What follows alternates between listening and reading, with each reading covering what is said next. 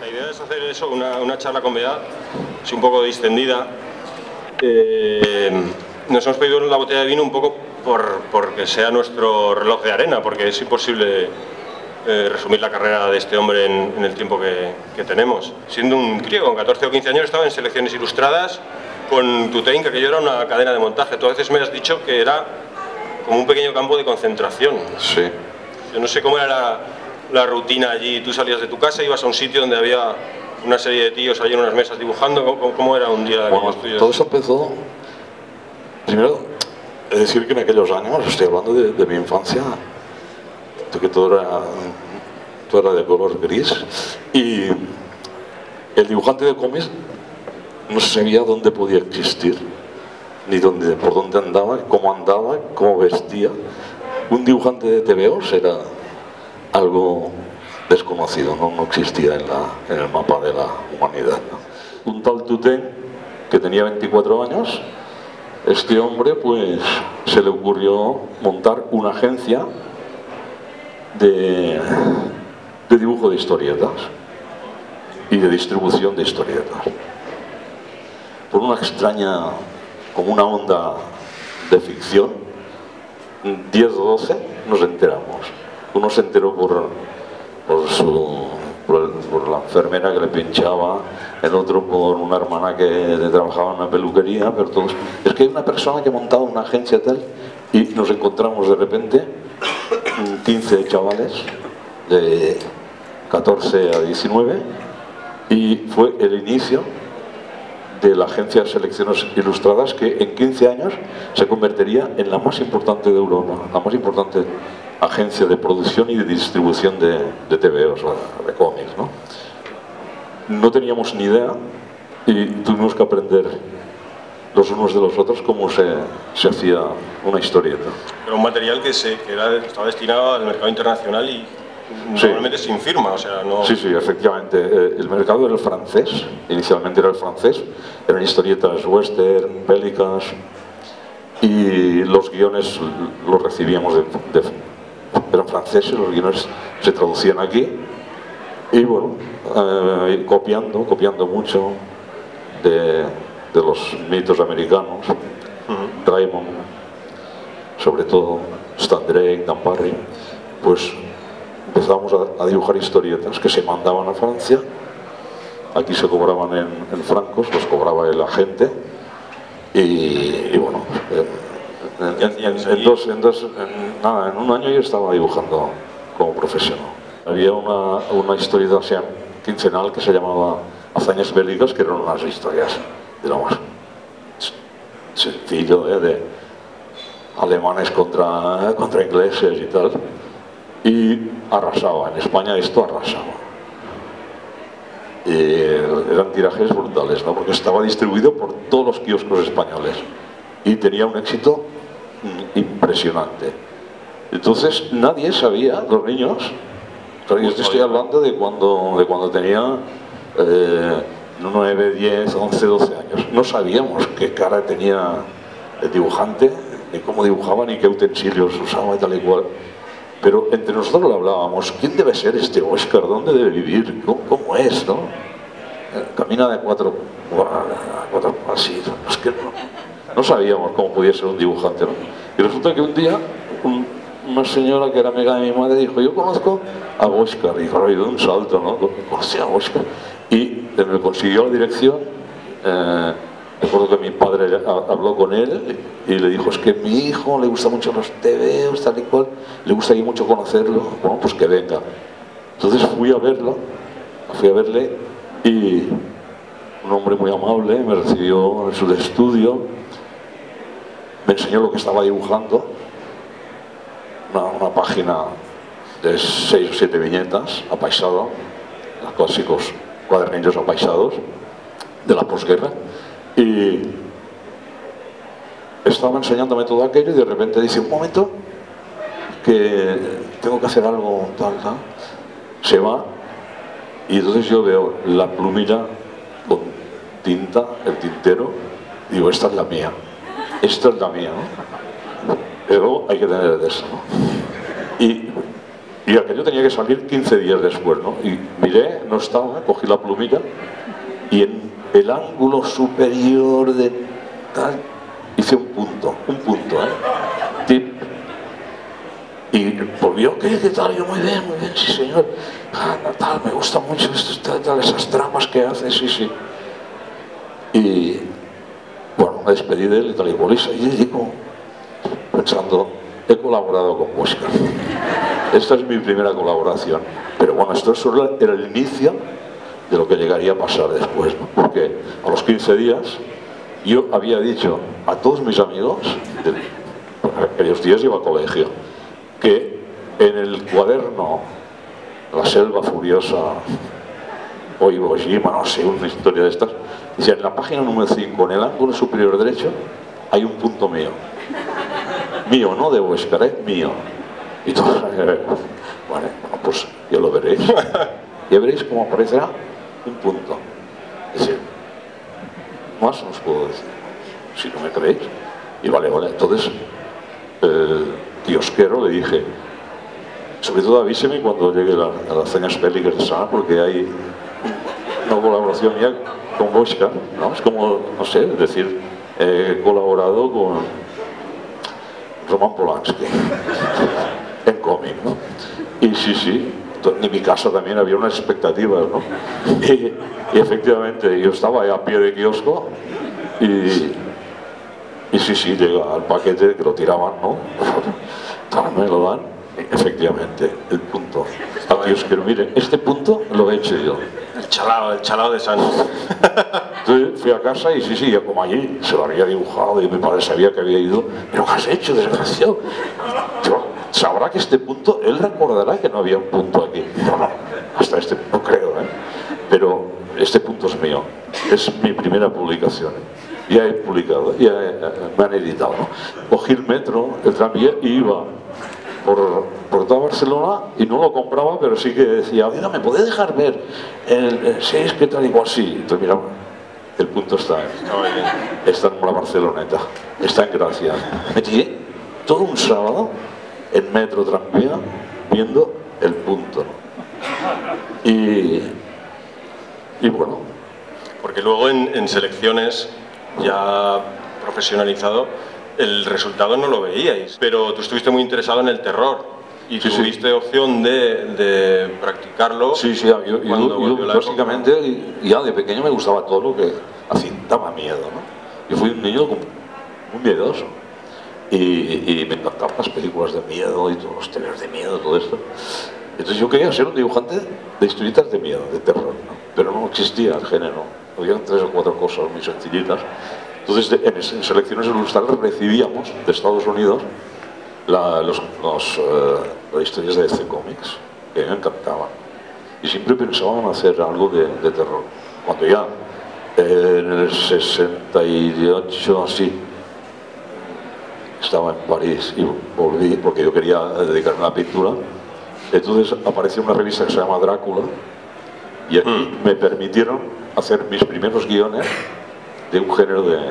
Sirleo, ¿no? Sirleo, de terror. Y eso fue un poco el campo de pruebas. El campo de pruebas que sirvió para que Warren lo viera como muestra. Vino aquí, nos recibió a todos, no sé, unas 5 o 6 personas. Víctor de la Fuente, Esteban Maroto, Fernando Fernández y José Ortiz. Y entonces dijo, bueno, pues estaba yo allí, quiero que hagas esto, pero con guiones nuestros, guiones de guionistas americanos. Sí, Bruce Jones estaba... Archie Goodwin, Don Bluth. Y aquello fueron unos tebeos que influenciaron, ¿no?, Stephen King, o sea, directamente que luego hizo con Romero la película de Creepshow. Guillermo del Toro todavía habla de... Bueno, porque esta gente eran más jóvenes y eran lectores de Creepy mensualmente, leían esto y les sirvió de... Bueno, sí, fluyó mucho en esta gente, ¿no? Allí hablas de que hacíais guiones que os venían dados, pero haces tú un primer guión tuyo que es Sí. Corrígeme si no era El cuadro de la muerte, creo que Exacto. era. Basado sobre un cuadro del Bosco. Bueno, yo quería hacer los guiones, porque los americanos eran muy buenos, pero yo tenía ganas de poder contar mis historias, dibujar mis historias. Y Warren dijo que no, que era muy arriesgado, que ellos querían que los guiones fueran de guionistas suyos, pero yo le dije, oye, te mando un guión, permíteme, con Fututen, que se lo expuso, ¿no? Y dijo, pues me gusta este guión. Y ya carta libre. Y entonces hice este guión y a continuación otro y otro. Y el tercero fue Cursed Flowers, que era aquella de una leyenda catalana. Sí, que es una anécdota mítica. Los tebeos estos los presentaba el tío Crepi, en plan sí. socarrón, Sí, personajes. y calvo con unos pelajos. Y entonces yo le puse una barretina catalana. Ellos no entendían. Me dijeron, ¿por qué le pones ese trapo a la cabeza? Bueno, pues porque en Cataluña vamos, que yo tampoco soy... Bueno, no quiero entrar en la historia, pero que no había una intención política. No soporto la seriedad exclusiva en el contenido argumental, tal. Yo siempre he jugado con iniciar algo que pudiera parecer, sí, de gran calado, como te diría, intelectual, no, esto es muy tal, ¿no? Pero sí trascendente. Y cuando la cosa ya empieza a complicarse, le doy un toque de humor. Esto lo decía Alex de la Iglesia, decía, yo con los tebeos de BA me he soltado una carcajada y de pronto se me ha congelado y tal. Yo creo que esa es la clave, releyendo ahora tus tebeos, ver que se mantienen. ¿Dónde vamos? ¿Qué somos? ¿De dónde venimos? Sí, vale, puedes preguntarte esto, pero que al final hay algo que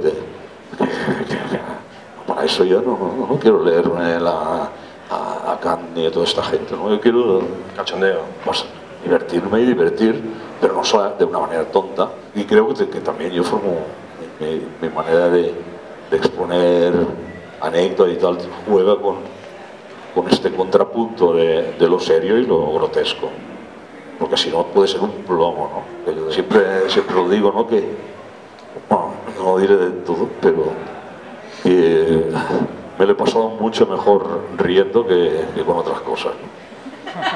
Sí, a veces lo otro está sobreestimado, ¿no? En mi vida he torturado a personas de la risa, ¿no? De empezar a contar una anécdota a alguien hasta que se le doblan las rodillas y entonces en aquel momento es mío, está bajo mi poder, ¿no?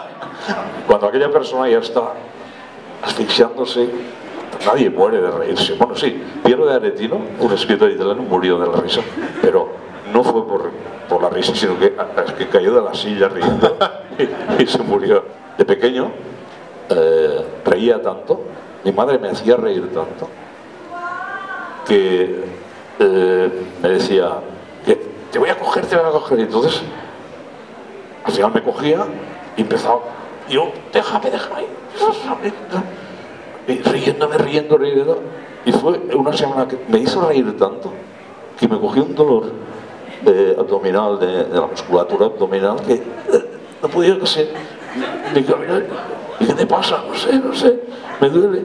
Y me llevaron al médico que estaba allí al lado de casa, que por cierto se llama Doctor Mata. Doctor Santiago Mata.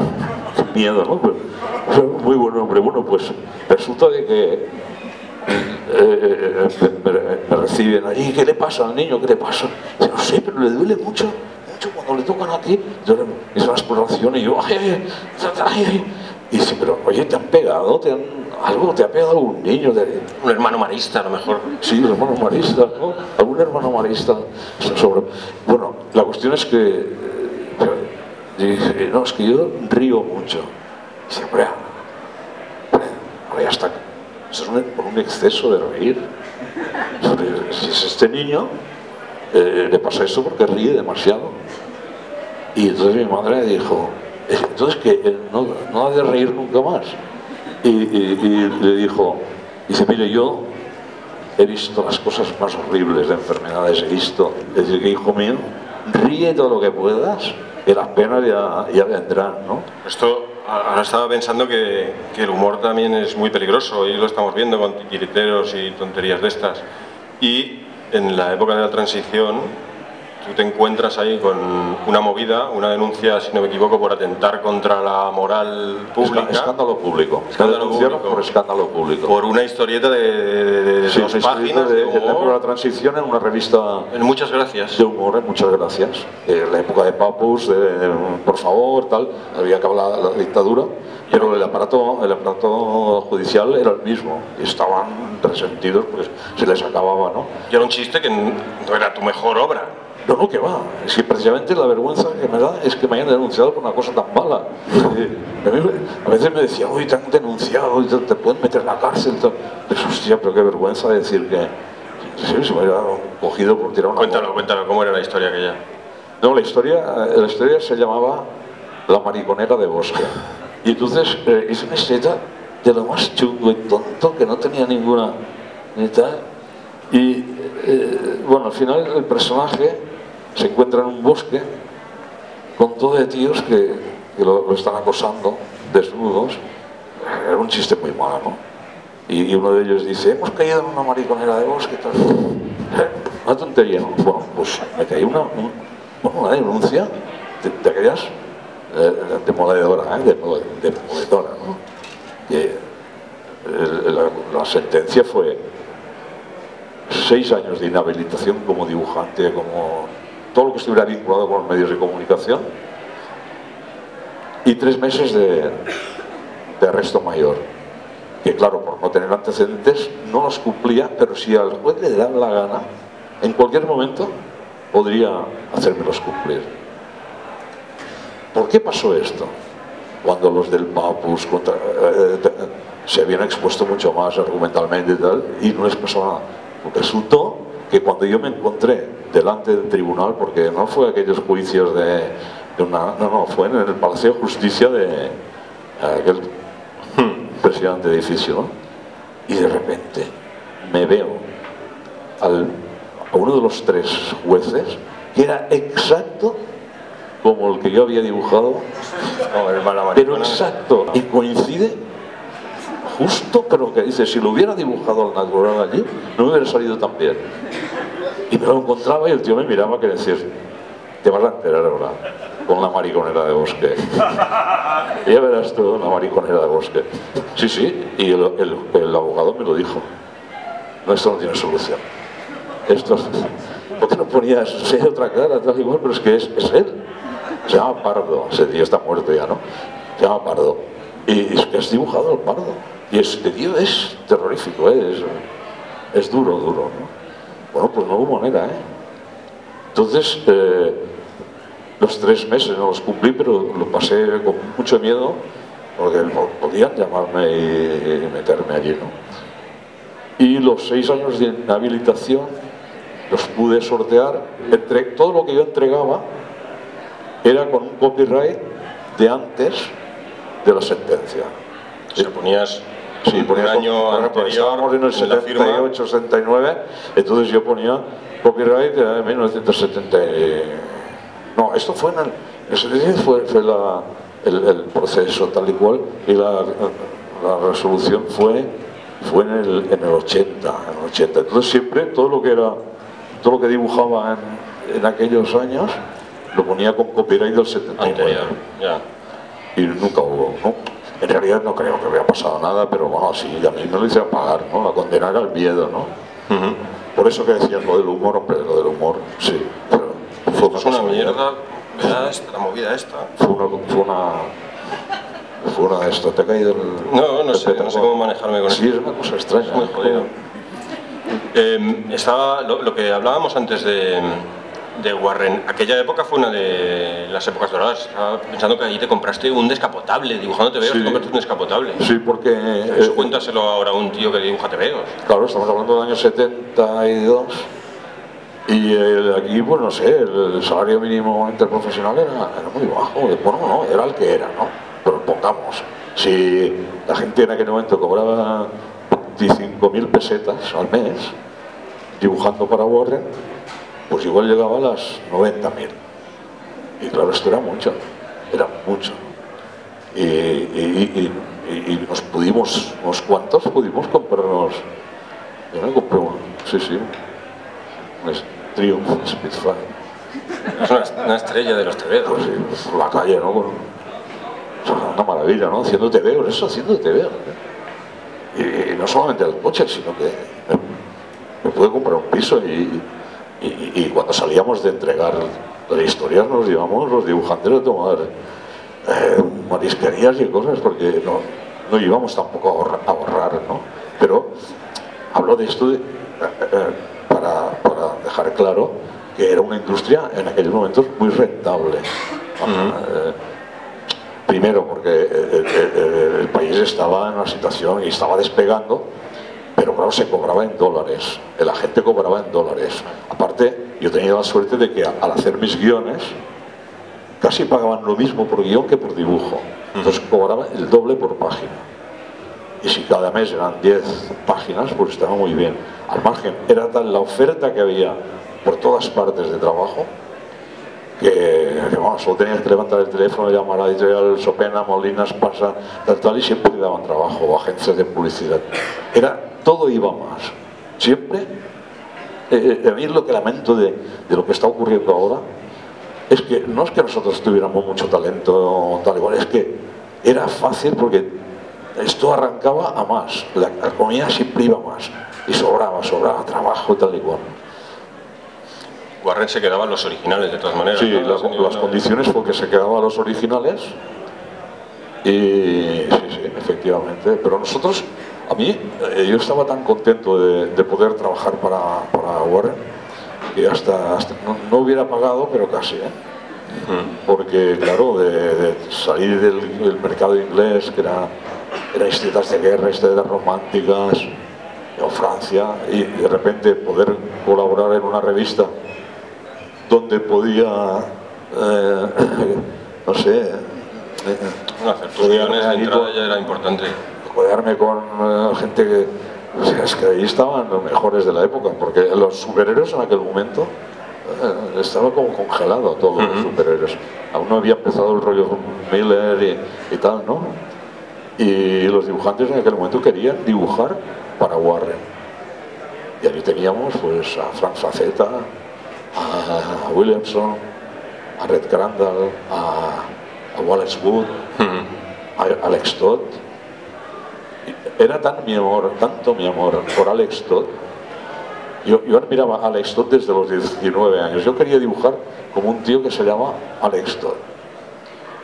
Y cuando por primera vez una historia mía coincidió con una historia suya en Creepy, resulta de que su historia terminaba y la mía continuaba en la misma página, pero en el reverso. Entonces fíjate si yo podía ser, ¿cómo te diría? No sé, completamente idiota, que me pasé como una hora en casa mirando la hoja por transparencia, viendo sus dibujos y los míos como una fusión de tinta, ¿no? Somos hermanos de tinta, ¿no? Y, o sea, qué bien está Alex Todd, se transparenta con los dibujos. Así estábamos de locos, ¿no? Es locura, ¿eh? Es decir, es como una especie de paranoia, un trastorno emocional, ¿no? Es decir, yo creo que salimos todos con trastornos emocionales en el ambiente del cómic, hablando solo de cómic y como tontos, ¿no? Es decir, que yo a los 28 años esté allí mirando la tinta de... ¡Ay, mira, la firma suya coincide! Emocionadísimo, ¿no? Por fin lo he conseguido. He conseguido más, no solamente conocerlo, sino que se funden sus dibujos con los míos. Esto es un poco... Es bonito, es mitología. bonito. Estabas ahí con la ilusión. Bueno. Entre medio estaba, pues... creo que era en esa etapa lo de Nueva Dimensión, tus colaboraciones, ¿no? Nueva Dimensión fue el principio. ¿El principio de qué? Al principio, cuando yo había dejado de dibujar, y en el 68... Eso es, vale, cuando vuelves a Warren. Y luego, a finales de los 70, es Tutain Editor. Tutain Editor es en el 60 y... No, perdón, en el Es 78. 78. 78. Y ahí en 1984, en la revista 1984, ¿no? En 1979 Eduten se constituye como editor y ahí darás... edita la revista en 1984, pero esto es en 1979. Sí, eso hemos dicho. Sí. A lo que iba. Sí.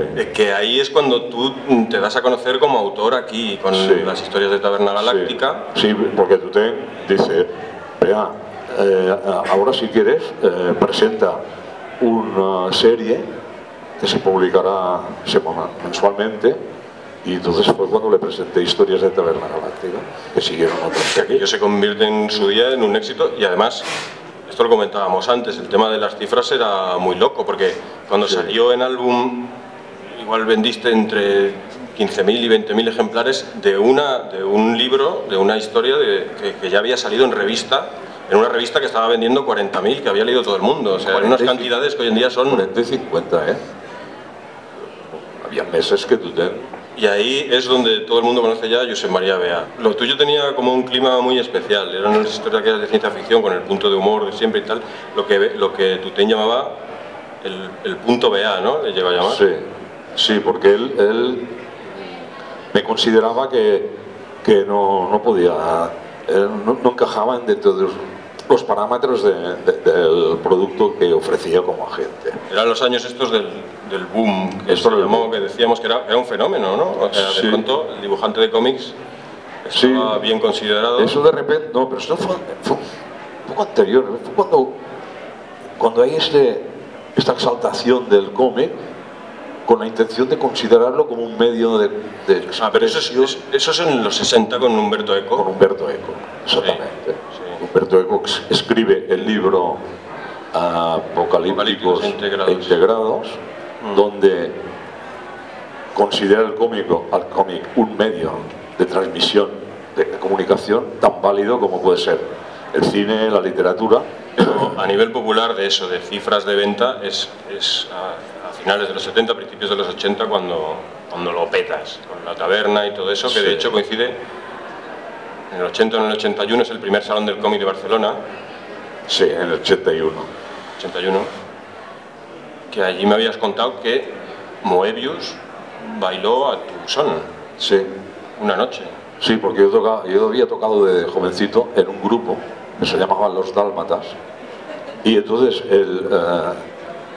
Joan Navarro, el editor, montó un grupo que se llama Los Viñetas, huevos, que tocaban cada salón del cómic, se reunían y el fin de fiesta.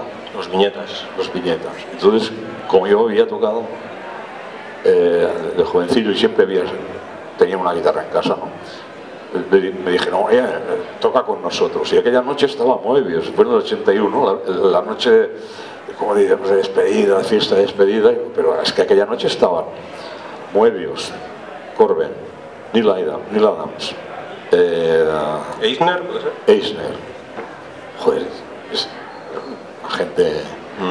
Y me acuerdo que estaba muy contento Moebius, y yo estaba tocando y veía que si subía el ritmo se movía más, ¿no? Pensaba, hostia, estoy haciendo bailar a Moebius. Claro, eso solo puede tener valor para un sonado, ¿no? Porque,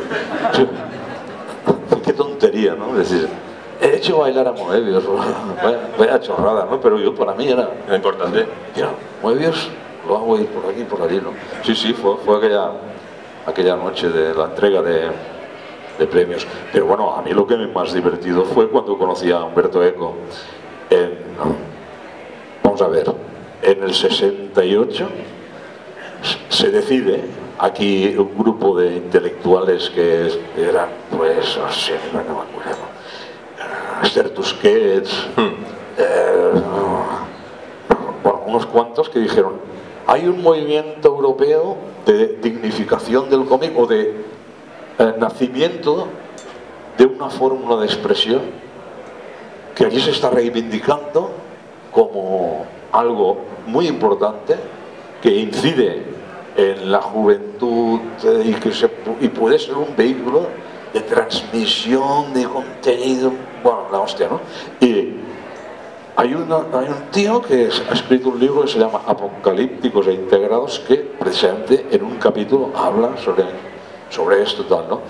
Dice, vamos a hacer una cosa, haremos en el Colegio de Arquitectos una exposición de los 3 dibujantes que en estos momentos son más representativos de esta nueva consideración del cómic, ¿no? Y nos llamaron a Esteban Maroto, a Enric Sió y a mí.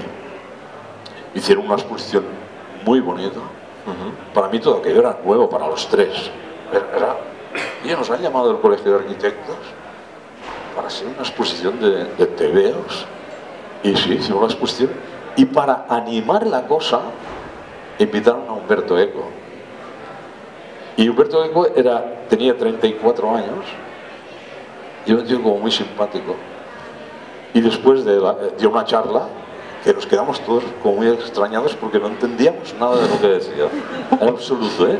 Es decir, nos estaba explicando lo que hacíamos nosotros.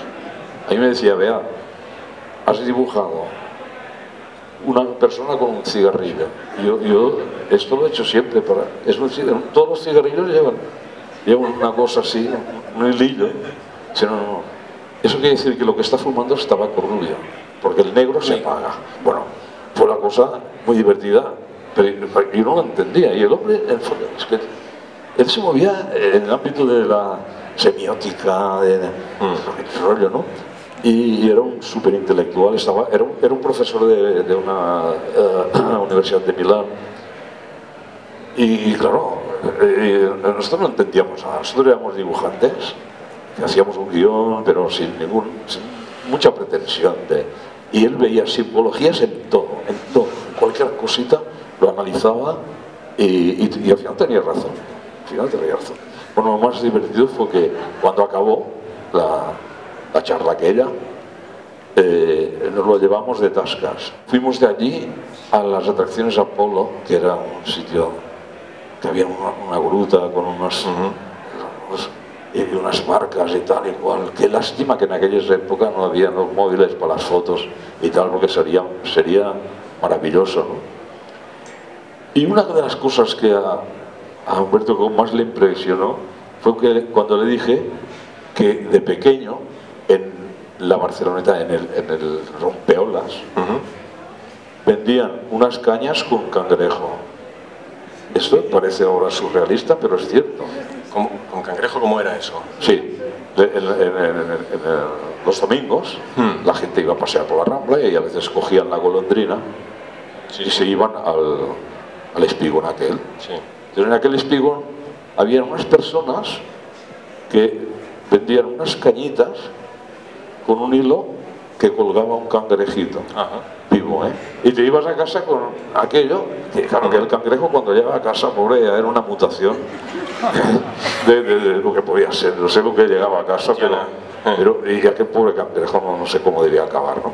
Entonces yo esto se lo conté a Humberto Eco y claro, sacó una teoría de la posguerra, pues, los traumas, el cangrejo como una representación, andar para atrás, y todo esto, y sí, pero le impresionó lo que un cangrejo. Esto decía, ¿jugabais así los niños en Barcelona con un cangrejo los domingos? Es decir, que en general había mucha locura en todo esto, o puede que mi visión estaba filtrada por mi propia locura, a lo mejor, ¿no? Pero más tarde, cuando esto pase, te harás editor tú. Bueno, sí, entonces la industria era tan potente, la industria del cómic, bueno, ya potente, nunca ha sido potente el cómic, pero nos llamaban por todas partes, ¿no? Y pensábamos que habíamos conseguido allí, yo qué sé, la fama absoluta, ¿no? Es decir, que la industria funcionaba muy bien. Lo que pasa que vino el dibujante no puede ser empresario, ¿no? Entonces nos arruinamos porque el dibujante lo que quiere es la mejor calidad de papel, la mejor imprenta. Debió de ser la época de tu vida en que más curraste, ¿no? Sí, ocurre mucho porque Carlos Jiménez te abandonó Alfonso Font también, Adolfo Usero también, y yo tuve que suplir todas estas carencias. Y fue a base de seudónimos.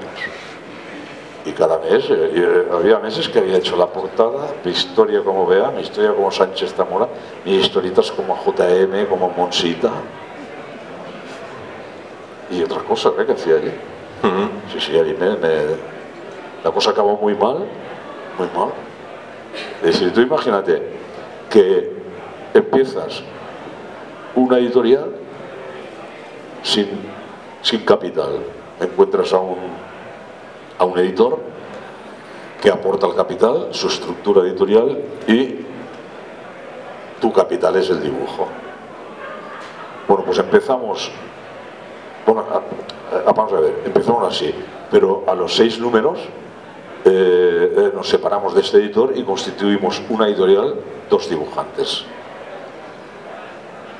En estos momentos no teníamos nada, pero como que ya había la inercia editorial, de edición, seguimos y empezamos con 0 pesetas, y a los 2 años, después de trabajar mucho y mucho y mucho, habíamos acumulado una deuda de 20 millones de pesetas. Es decir, que negocio maravilloso el de Roberto Lascano, encima trabajando mucho, ¿no? Y aquí, bueno, pues quiebra, suerte que los acreedores se lo cobraron con las devoluciones de las publicaciones. Y entonces yo constituí mi propia editorial, Intermagen. Y edité la en Intermagen, ahí va, que editaste por fascículos un manual didáctico de la técnica del cómic. Se llamaba La técnica del cómic, y eran fascículos semanales. Sí, mi madre me lo compraba religiosamente, y aparte había una coartada que no era mamá, cómprame el Spiderman, tanto te veo. No, era la técnica didáctico. Sí, o sea, que era una inversión de futuro, porque tú explicabas allí cómo... Sí, contaba todos los trucos y todo el intríngulis del asunto, de dibujar tebeos, había capítulos dedicados a las técnicas de informática, recuerdo que hoy en día... había un capítulo sobre el cómic por ordenador. El cómic por ordenador. Madre mía, sí, no sé. Que hoy es divertido revisarlo. Sí, fueron 12 fascículos que al final se convirtió en un libro, que se vendió muy bien, ¿no? Colegios y institutos y tal, ¿no? Y bueno, pero también fue deficitaria la editorial, y luego ya, después de aquello, ya me metí en cosas de otras cosas. Estamos hablando de tebeos todo el rato, pero tú has hecho muchas cosas. Has hecho música, con Sergi Puertas has hecho música. Hiciste la época aquella en el programa Plastic, que hacías los inventos aquellos. Sí, hice la revista El Jueves, ganó tanto dinero, bueno, ganaron tanto dinero que constituyeron una productora de televisión, se llamaba Mad Television. Yo les presenté un proyecto de unos cortos sobre inventos desfasados, era una parodia de inventos del TVO, ¿no? Pero en imagen real, nada de dibujo. Los construía con un par de amigos, y aquello fue muy bien. Y bueno, pues esto fue una de las facetas que tocó. Luego ha estado el tema del cine, siempre hubo, durante mucho tiempo en la prensa aparecía el proyecto de llevar al cine La Taberna Galáctica, o sea, sí, siempre hubo la idea de que se iba a hacer en película. Eso fue un desastre. Lo del cine es muy jodido, porque además fue maravilloso, pero... Estoy recordando lo de Heavy Metal, la película de Ivan Reitman, que ahí tampoco llegaste a estar por la intervención de Tutein, si no recuerdo mal. Sí, me invitaron a participar, a mí y a Juan Jiménez, en Heavy Metal. Teníamos que irnos a Canadá y quedarnos allí medio año, en los estudios. Pero en aquel momento yo estaba dibujando La Taberna Galáctica y estaba funcionando muy bien en las revistas de Tutein, en la revista de Tutein, 1984. Y entonces Tutein me dijo, hombre, No te vas a ir a Hollywood. Un caballero, un autor caballero, no puede dejar a sus lectores colgados yéndote ahora a Hollywood, bueno, a Canadá, ¿no? Y me convenció y no me fui. Y me quedé pues haciendo la Taberna Galáctica. No sé qué hubiera pasado, igual, no sé, sabía una cosa.